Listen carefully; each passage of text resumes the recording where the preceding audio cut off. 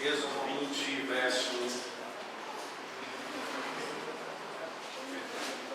Você vai pregar uns 33, eu tive que voltar para o 19, né? Então Êxodo 20 vai voltar para o capítulo 1.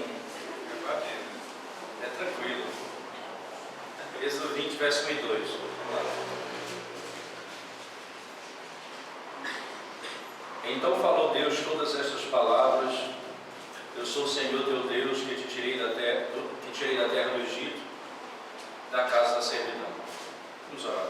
Senhor, rogamos a tua bênção sobre o estudo da tua palavra nessa manhã. Pedimos que o Senhor nos oriente e nos ajude. Damos a compreensão do Evangelho na tua lei. Em nome de Jesus. Amém.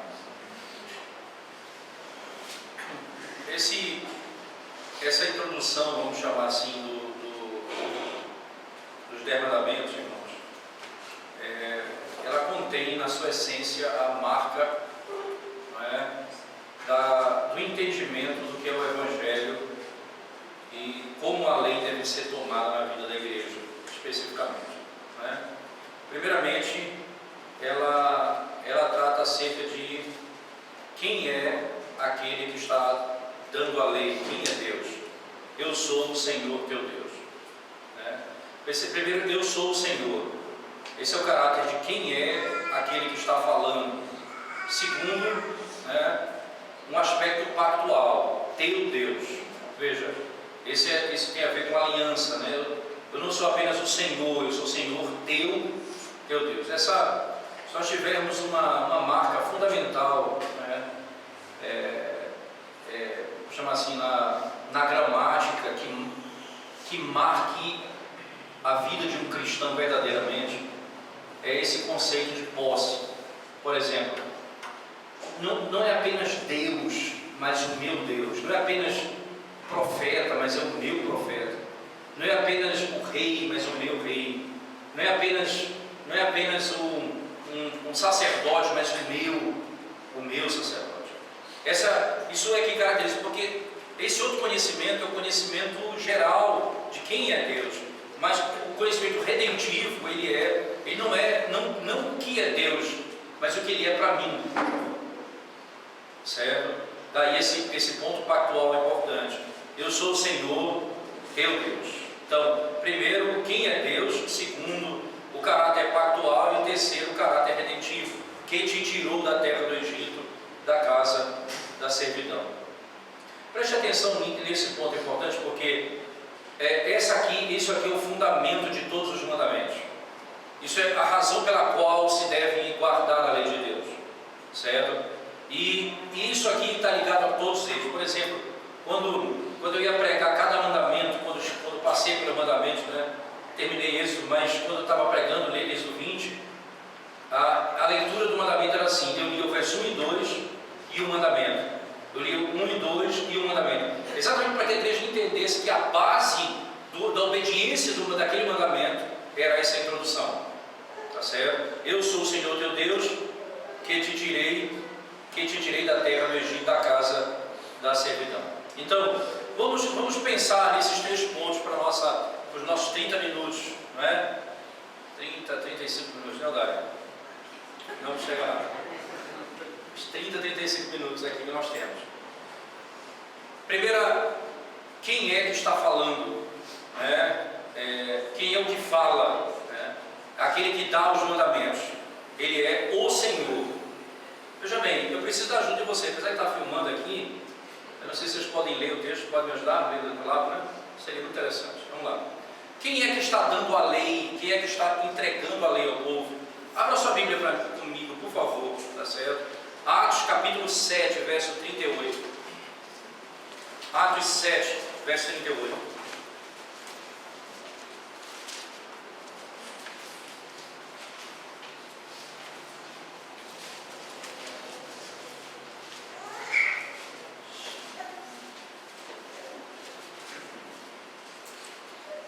Alguém pode ler para ele, por favor?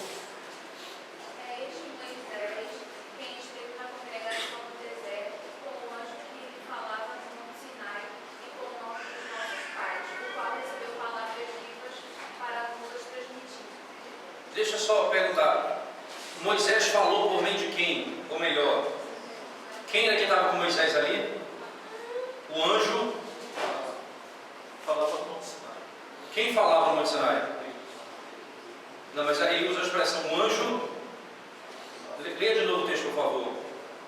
É este Moisés, quem esteve na congregação no deserto, com o anjo que lhe falava no Monte Sinai e com os nossos pais. Com o anjo que nos falava no Monte Sinai. Quem é que falava com Moisés no Monte Sinai? O anjo. Quem é o anjo? Êxodo, capítulo 3, verso 2 e 8, por favor. Êxodo 3, verso 2 em diante. Alguém pode ler para ele, por favor? Êxodo, capítulo 3.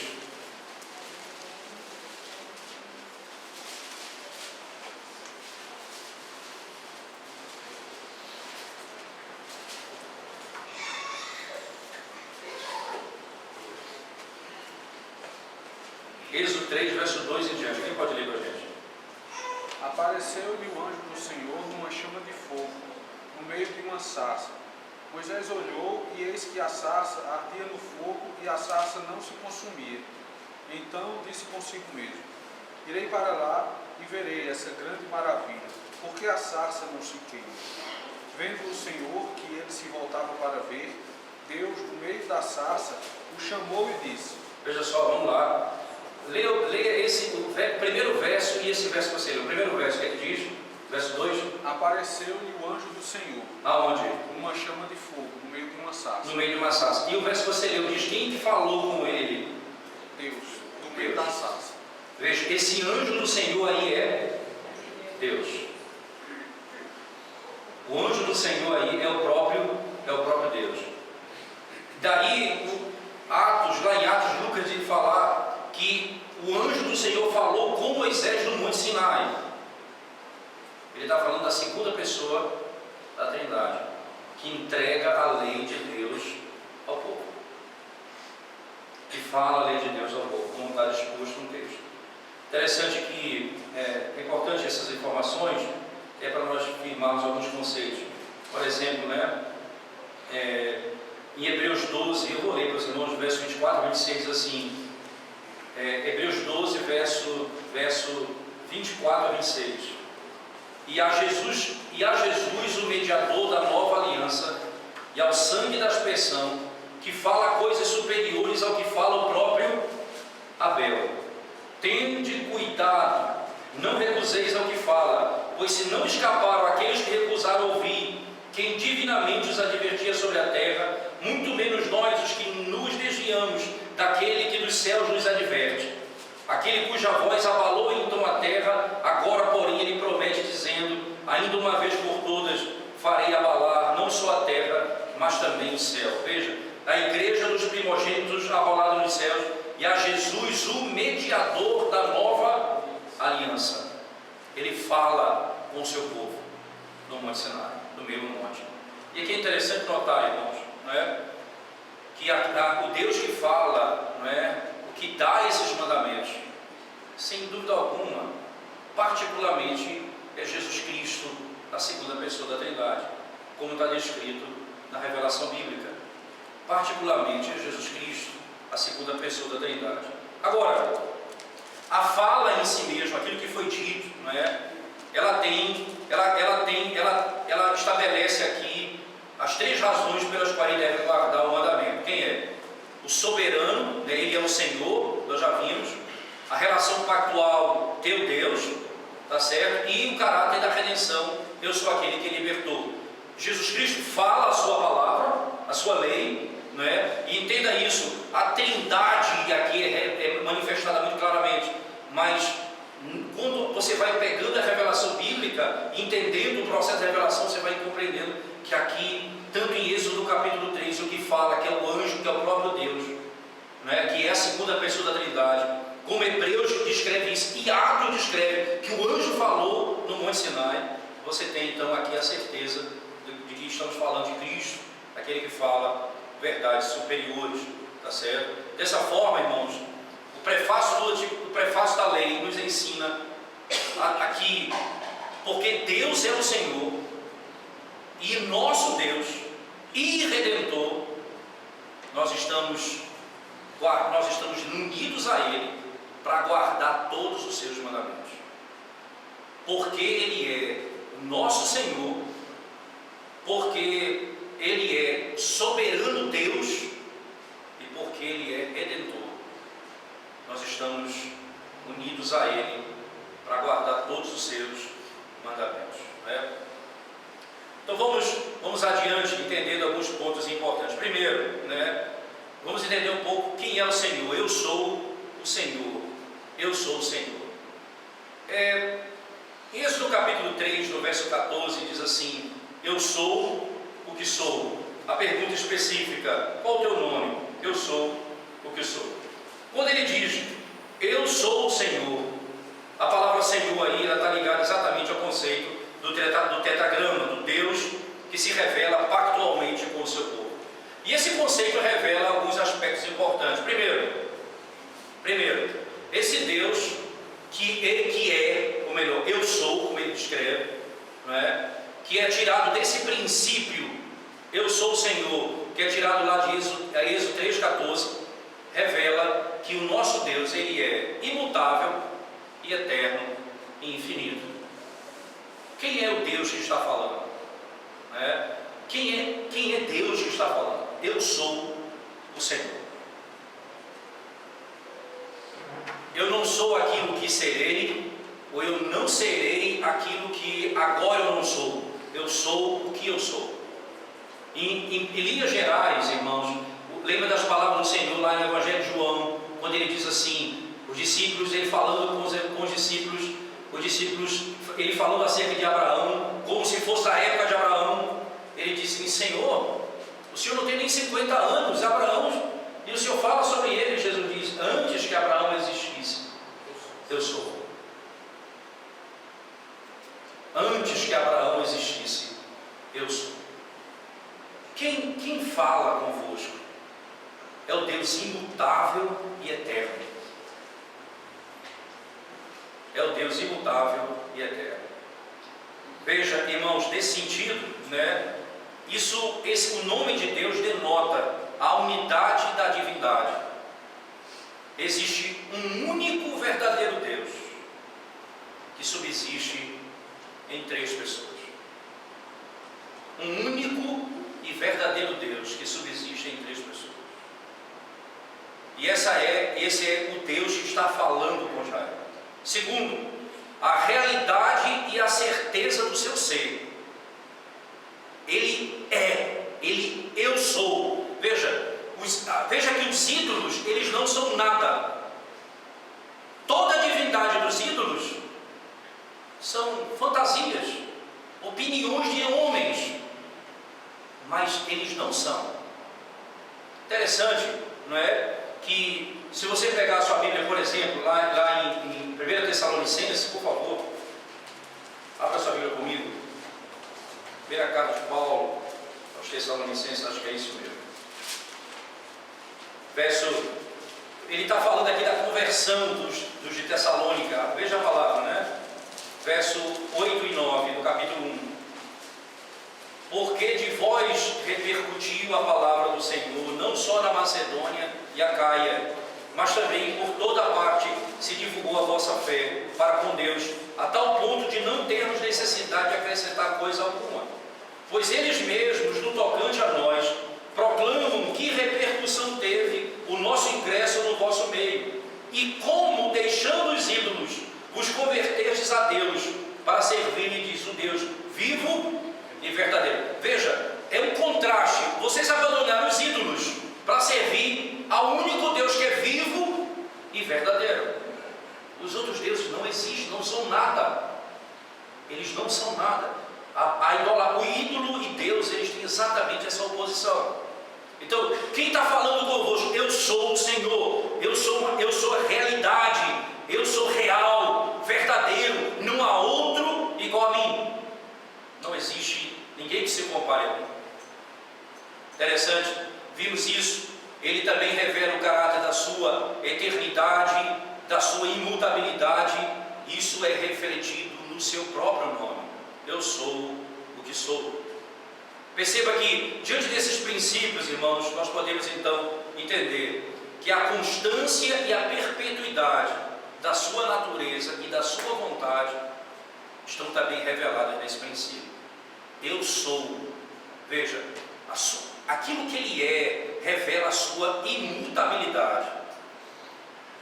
Consequentemente, a sua vontade não muda, é imutável. Os seus preceitos são eternos, a sua lei é eterna. Isso aqui é fundamental para entendermos isso. Eu sou o mesmo sempre, eu sempre sou o mesmo, e eu serei o mesmo, sem mutação na minha natureza, nem na minha vontade, nem no meu propósito. Isso, imagina você está lendo a lei de Deus, sabendo que é a revelação da vontade dele, sabendo, ele começa falando: eu sou o Senhor, eu sou o legislador, eu sou o Criador, eu sou aquele que não muda, não mudo a minha vontade nem o meu propósito. É exatamente o mesmo.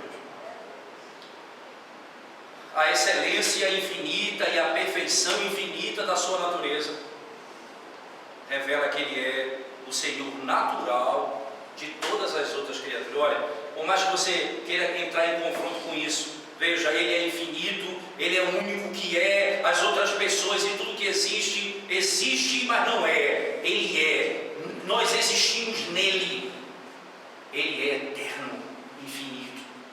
Só essa perspectiva, somente essa verdade, irmãos, revela que Ele é Senhor sobre todas as outras criaturas, porque todas as outras criaturas existem nele, não fora dele.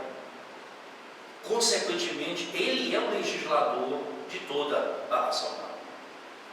Abrakel, no seu livro de teologia, no volume 1, ele diz uma coisa interessante. Ele diz: é da natureza de Deus legislar, e é da natureza do homem ser legislado. É da natureza da criação estar debaixo de leis, e é da natureza do Criador estabelecer leis. Não há como fugir disso, porque Ele é o Senhor de todas as coisas. Ele é eterno e o seu propósito não muda, e Ele estabelecerá isso de maneira clara na sua palavra. Veja, abra sua Bíblia para mim, por favor. Jeremias capítulo 10, verso 7, por favor.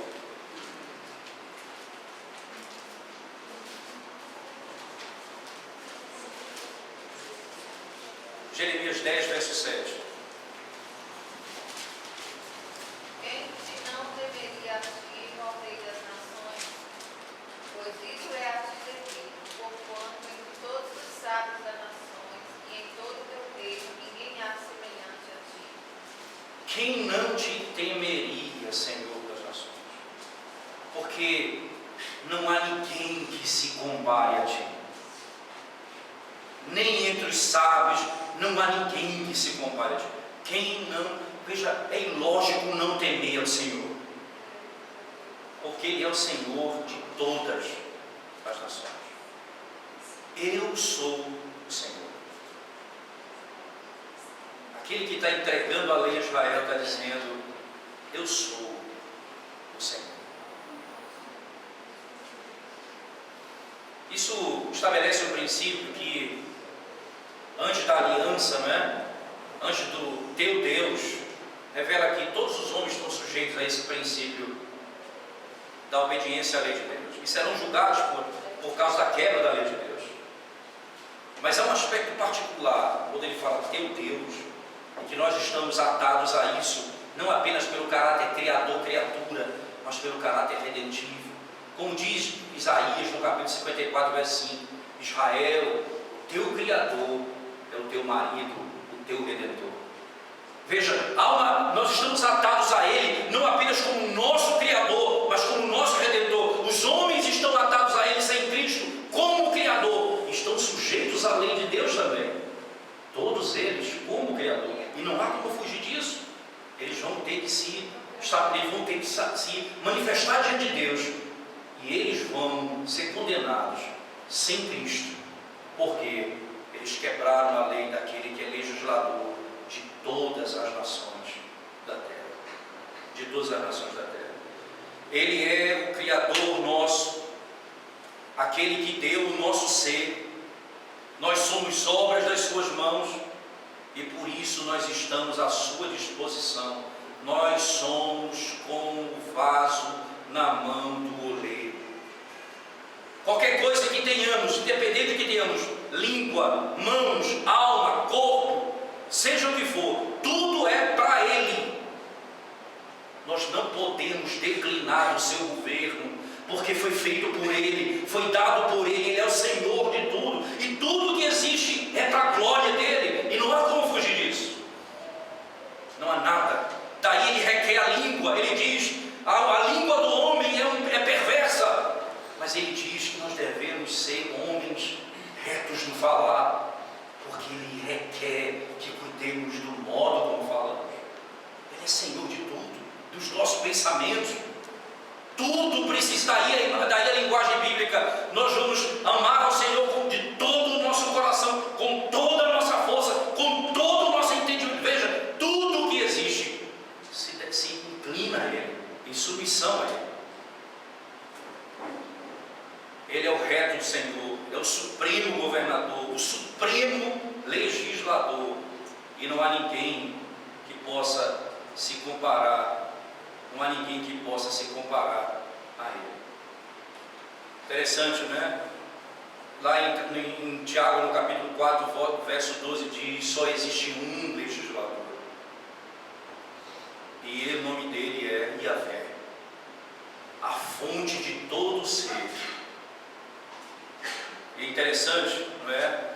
E isso faz com que tudo que temos, absolutamente tudo que temos, faça com que Ele tenha sobre nós domínio ilimitado. Agora perceba, irmãos, Ele não apenas quando Ele diz eu sou o Senhor, Ele não apenas está dizendo isso, Ele está falando também que Ele é, né, o preservador do homem. Ele não só cria, como Ele sustenta toda a criação para a sua glória e para o seu filho. Você imaginar que Deus está olhando para Israel e dizendo: eu sou o Senhor. Agora ele vai para o segundo ponto. Essa é a primeira razão pela qual Israel está atado à obediência à sua lei. Agora ele vai para o segundo ponto. Teu Deus. Eu sou o Senhor, teu Deus. Não apenas como teu Criador, como soberano, mas como teu marido e teu Redentor. Veja, Isaías 54, verso 5. Abra sua Bíblia e leia para a gente o verso 5, por favor.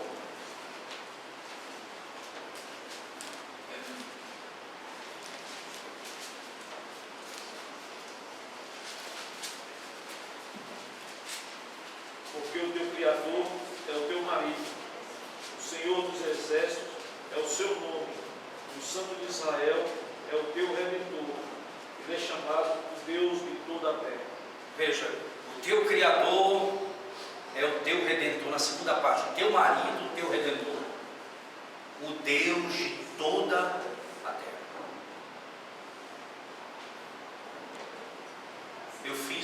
Eu não sou apenas o teu Criador, mas eu sou o teu marido. E esse é um pacto extraordinário, irmãos, né? É interessante que quando Deus estabelece um pacto com Abraão, todo Israel, segundo a carne, de uma maneira externa, estava debaixo desse pacto. Não há como fugir disso, né?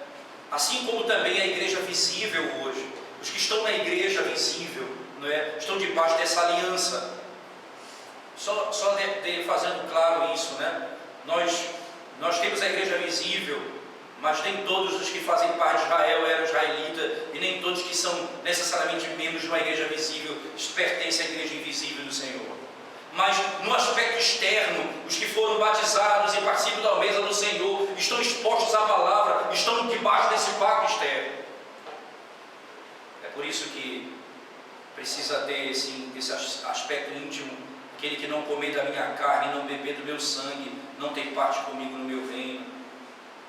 Não é só símbolo que garante que você é salvo, se você não comeu espiritualmente da carne e bebeu espiritualmente do sangue do Cordeiro, você não tem parte no reino do Senhor. Né? Abra sua Bíblia comigo, por favor. Vou dar uma corridinha, apesar que não está feito isso. Romanos 4, não pelo meu biotipo, mas por causa do grego. Romanos 4, verso 11, 12 e 13. Romanos 4, verso 11, 12 e 13.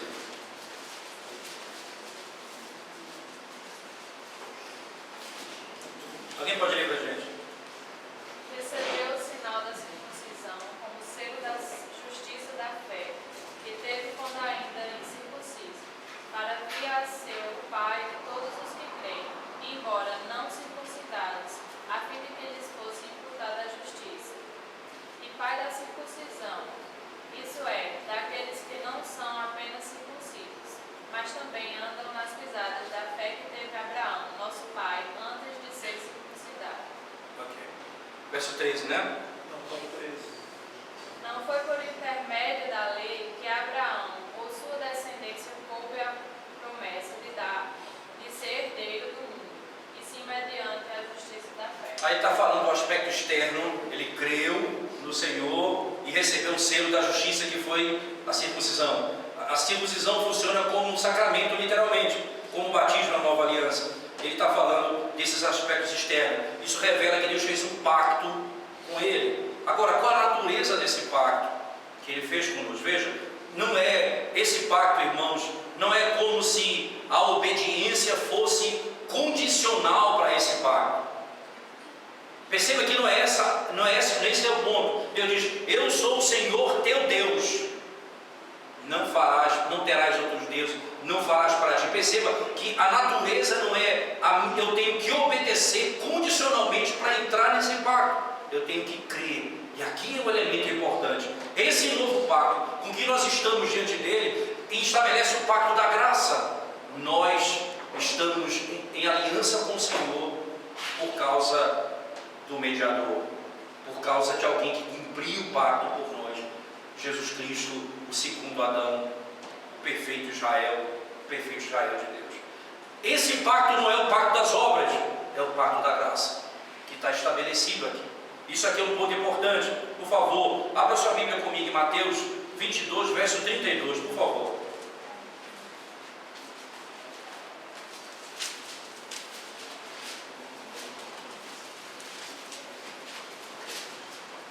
Eu sou o Deus de Abraão, o Deus de Isaac e o Deus de Jacó. Eu sou o Deus de Abraão, o Deus de Isaac e o Deus de Jacó.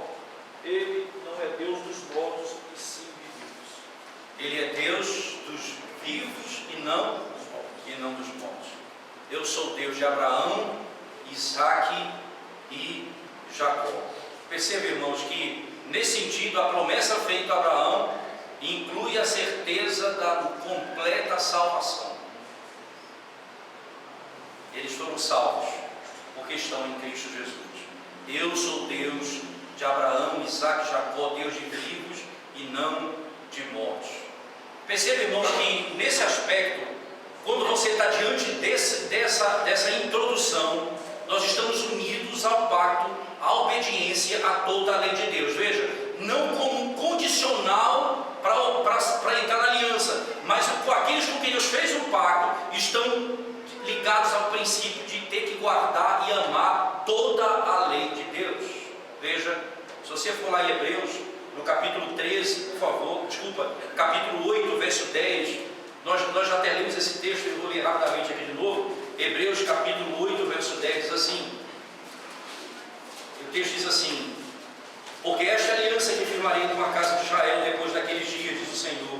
Na sua mente imprimirei as minhas leis, também sobre o seu coração as escreverei. Eu serei o seu Deus, eles serão o meu povo. Que lei ele vai escrever? A lei de Deus. Então, não apenas uma lei, mas todas as leis.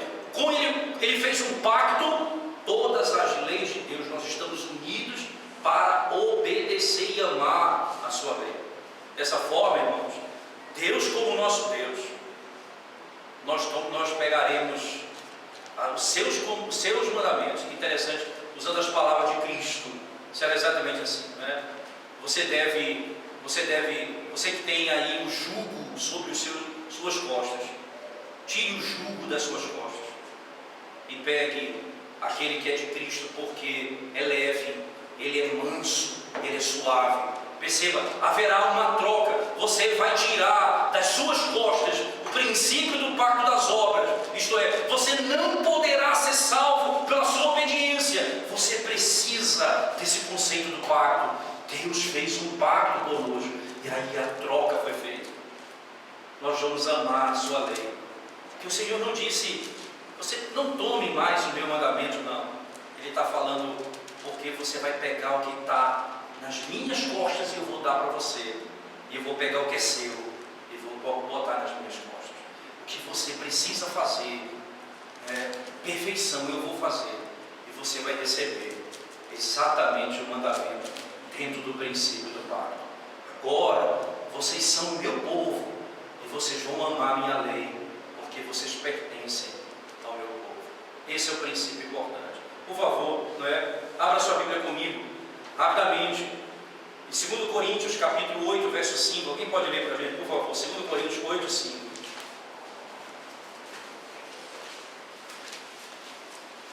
E não somente fizeram como nós esperávamos, mas deram-se a si mesmos, primeiro ao Senhor, depois a nós, pela vontade de Deus. 2 Coríntios 8, verso 5. Leia de novo, por favor. Não somente fizeram como nós esperávamos, mas deram-se a si mesmos, primeiro ao Senhor, depois a nós, pela vontade de Deus.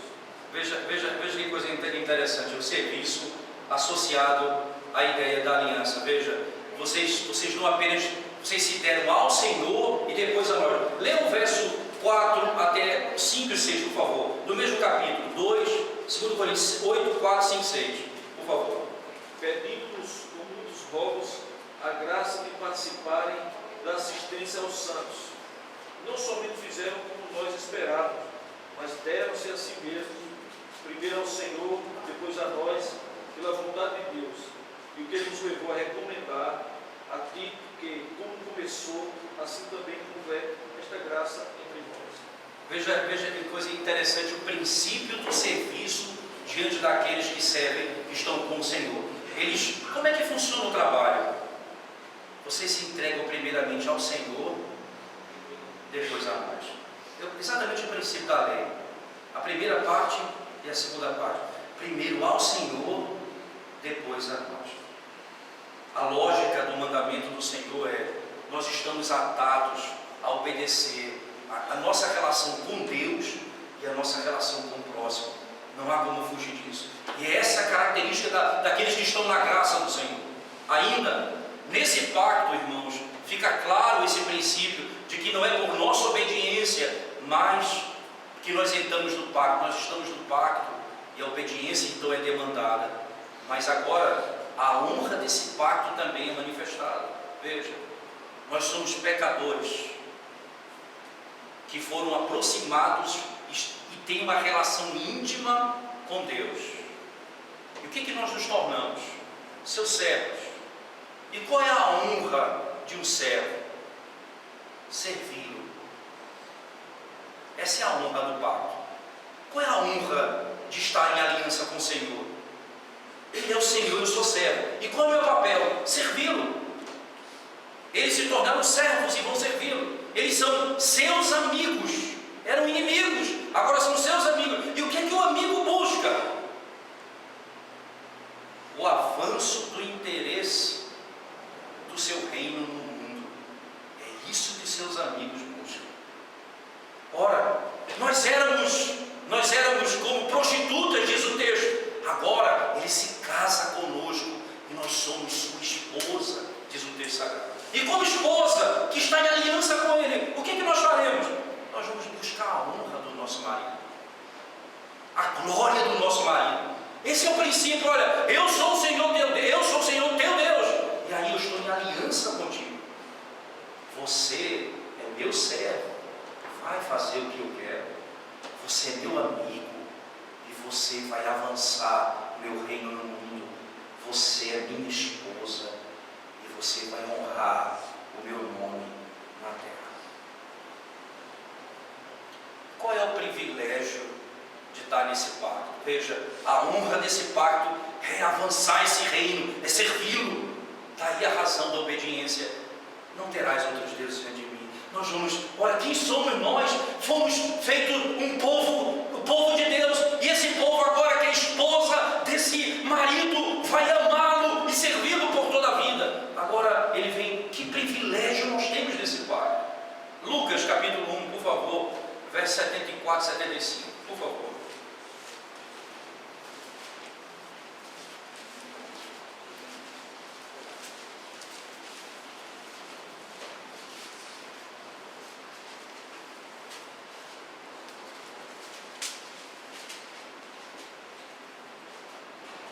Alguém pode ler para a gente? E concedei-nos que, livres das mãos de inimigos, o adorássemos sem temor, em santidade e justiça perante Ele, todos os nossos dias. Livres. Deus fez um pacto conosco. Nós estamos livres. E o que vai acontecer com os que estão livres? Nós vamos fazer o quê? Servi-lo. Por quanto tempo, irmãos? Todos os nossos dias. Aí vem os princípios básicos, só para estabelecer esse princípio. Quais são os benefícios desse pacto? Regeneração. Uma nova natureza nos foi dada. Uma nova vida foi dada a nós. Justificação. A maldição foi tirada da árvore e foi nos concedida agora que nós não somos mais estéreis. A vida, irmãos. Santificação. Nós morremos para o pecado e vivemos para a justiça. Até mesmo a cura de um aleijado ou de um coxo o obrigava a declarar a glória do Senhor.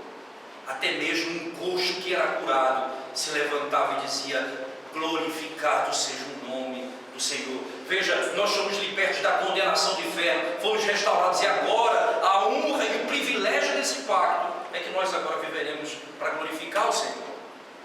E por último, qual é o fim desse pacto, irmãos? Qual é o fim desse pacto? E aqui é o ponto fundamental. Eu queria que você abrisse Cantares, capítulo 3, verso 9 e 10, né? Exatamente como os puritanos leem esse texto, que eu acho extraordinário. Cantares, capítulo 3, verso 9 e 10, por favor.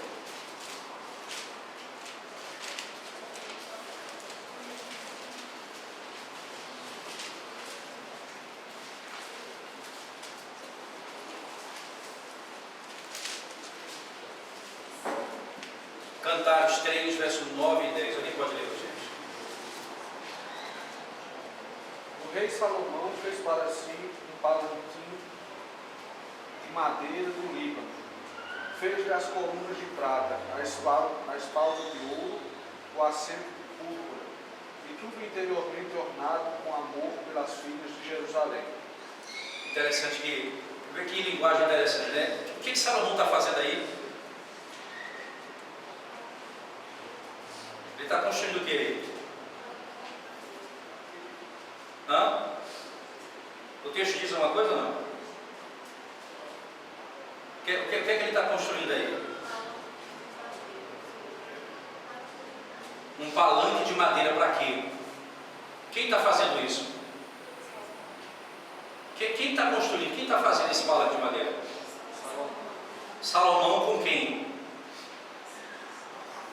Leia o texto, por favor. Ele fala aí, tem algumas mulheres ajudando ele, não?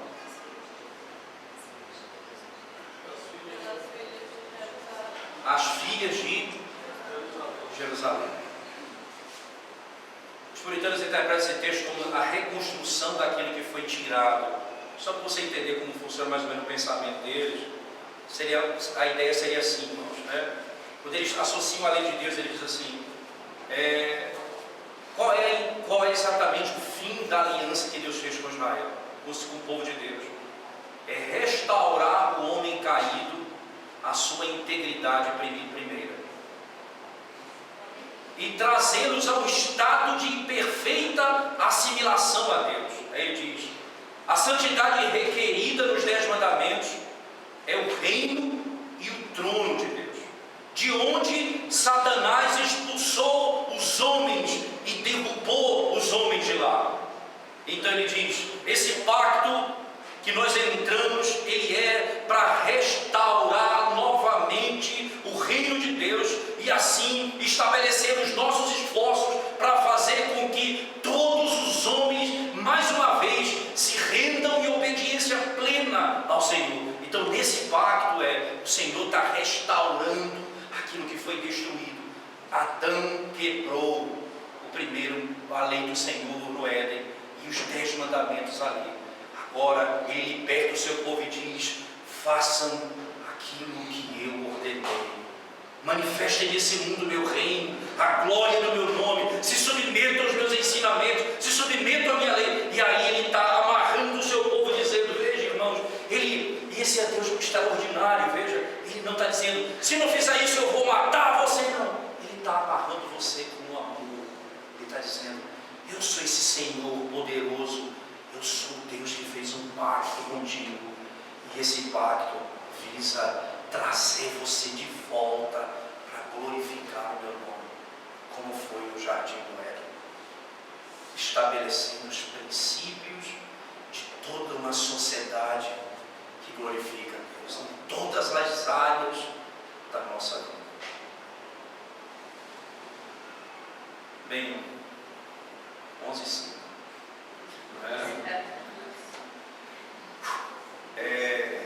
A última razão, que vai ser rápida, é a restauração. Qual é a primeira razão que Deus dá para guardarmos os mandamentos? Quem Ele é? Eu sou o Senhor. Segunda razão, o pacto. Senhor teu Deus. Terceira, quem te libertou, isto é, a redenção. Eu sou o Senhor que te redimiu de todo pecado. Interessante, irmãos. Qual é a estranheza dessa libertação? Quando os israelitas estavam gemendo debaixo da mão poderosa e iníqua do Egito, não havia nenhuma perspectiva de libertação. O Senhor levantou Moisés para libertá-los. Ele enviou diante de Faraó para fazer obras maravilhosas à sua vista. O Senhor libertou o seu povo com mão poderosa e braço estendido. Ele enviou pragas após pragas sobre o Faraó, até que ele deixasse o povo ir, fazendo com que o fruto da terra fosse sobre eles, matando as bestas do campo, os peixes dos rios e todos os, veja só, ele fez essas pragas, fazendo com que os frutos da terra não existissem, as bestas dos campos fossem mortas, os peixes dos rios mortos e até o primogênito do Egito.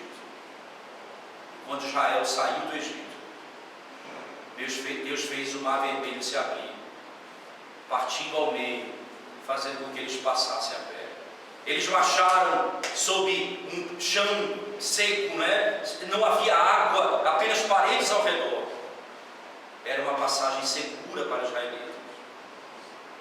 Mas nessa passagem segura também era o sepulcro dos egípcios.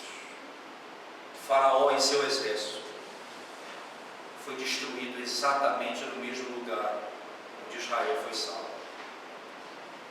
Isso é uma libertação estranha e milagrosa, uma misericórdia para não ser esquecida. E aí o Senhor diz: eu sou Deus que te libertei, guarda os meus mandamentos.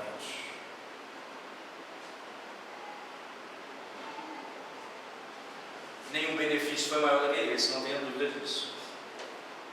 A redenção dos homens.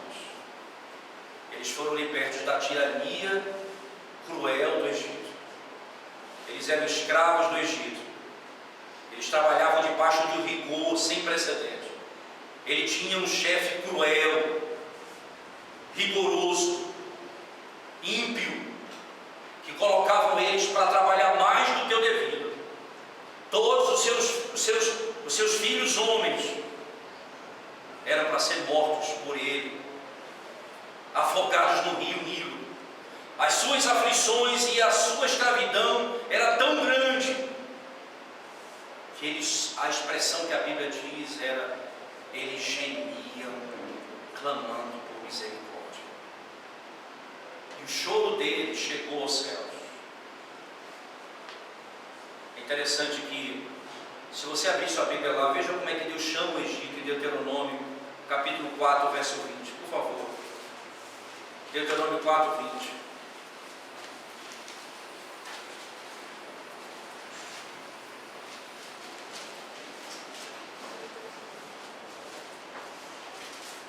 Alguém pode ler para a gente, por favor?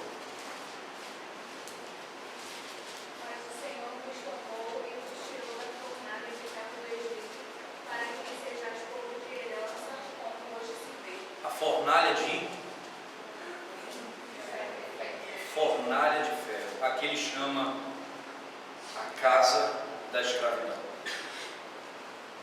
Essa é a imagem de onde nós estávamos e de onde o Senhor nos tirou. Ele nos libertou, e isso aponta para a gloriosa libertação feita em Cristo Jesus. Do pecado, da morte e do diabo. E Ele nos ata à obediência, dizendo exatamente isso. Né? Isso nos ajuda a entender que o Senhor, então, escreveu isso para nos ensinar que essa é a maneira mais poderosa para engajar o seu povo na obediência. O argumento é poderoso. Não existe benefício maior ao homem, não existe maravilha melhor para ele fazer, porque ele foi liberto da condenação do inferno. Nenhuma coisa se compara. Eu queria só encerrar lendo com vocês 2 textos, por favor, né? Para que fique claro exatamente esse princípio. Abra sua Bíblia, por favor, comigo. Colossenses capítulo 1, verso 13.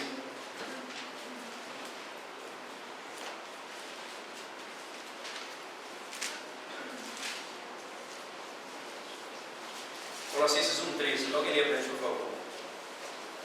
Ele nos libertou do império das trevas e nos transportou para o reino do Filho do seu amor. A descrição neotestamentária para a libertação do Egito. Agora no Novo Testamento, Ele nos libertou do império das trevas e nos transportou para o reino do Filho do seu amor. Veja, primeira carta de Paulo aos Coríntios ainda, capítulo 6, verso 19 e 20, por favor.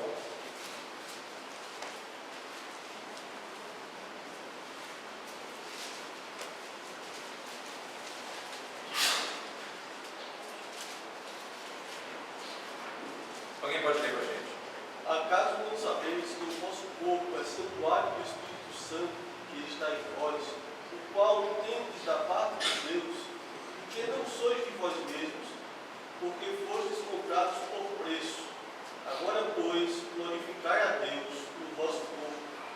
Veja que o mesmo princípio da lei é estabelecido aqui. Veja, eu sou o Senhor que te tirei da escravidão, eu sou o Senhor que te tirei da casa da servidão. Ele está dizendo, eu sou o Senhor que habito. E aí ele diz, como é que eu tenho que viver? Eu sou o Senhor que te libertei. Como eu tenho de viver? Como eu tenho que usar a minha vida? É o mesmo princípio da lei. Porque o que está atado à obediência aqui foi um grande livramento. Foi um grande livramento. Por isso, usem a sua vida para a glória de Deus. Aí nós vamos entender por que os 10 mandamentos começam com esse verso. Para nos ensinar por que nós devemos obedecer a Deus. Porque Ele é o Senhor, porque Ele fez um pacto conosco, o Senhor teu Deus, e porque Ele nos redimiu de grande escravidão. Agora nós somos servos do Senhor. Sobre nós pesa maior responsabilidade, porque Ele não é apenas o nosso Criador, Ele é o nosso marido.